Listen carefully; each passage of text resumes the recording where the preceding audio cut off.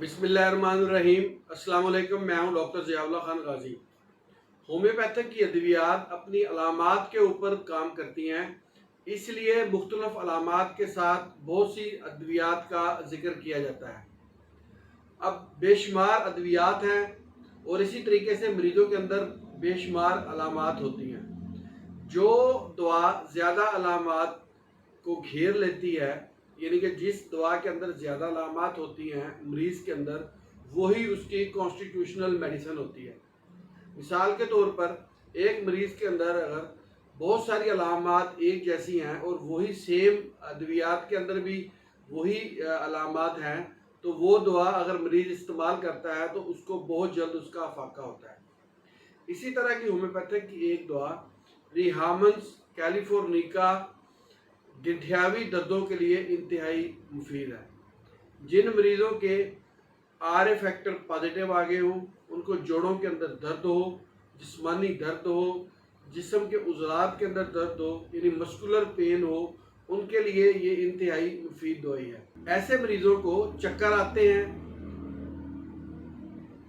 असाब के अंदर दर्द महसूस होता है, बहुत ज़्यादा कमज़ोरी महसूस होती है, चलने में तकलीफ़ महसूस होती है और इसके साथ साथ इनको अपनी समात के अंदर भी कमी महसूस होती है।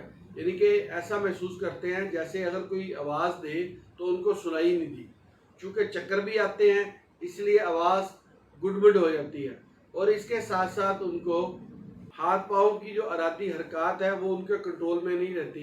क्योंकि सारे जिस्म के अंदर दर्द होता है, इसलिए हाथों में और पाँव के अंदर बहुत दर्द महसूस होता है। टीम को मेंसेस के अंदर तकलीफ़ होती है और मर्दों को जो टेस्टिकल्स रीजन है यानी स्कोटम के अंदर पेन वगैरह फील होती है।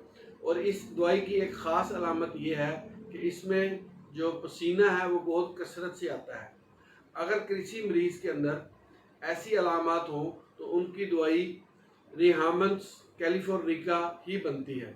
इसको क्यू फॉर्म के अंदर इस्तेमाल करें। इसके मदर टिंचर्स के 10 से 15 कतरे एक घूंट पानी में इस्तेमाल करने चाहिए। और आज मैं आपको ख़ास बात होम्योपैथिक की ये भी बताता हूँ कि होम्योपैथिक की दवा को इस्तेमाल करने के लिए पानी जो आप लेते हैं वो एक घूंट पानी होना चाहिए।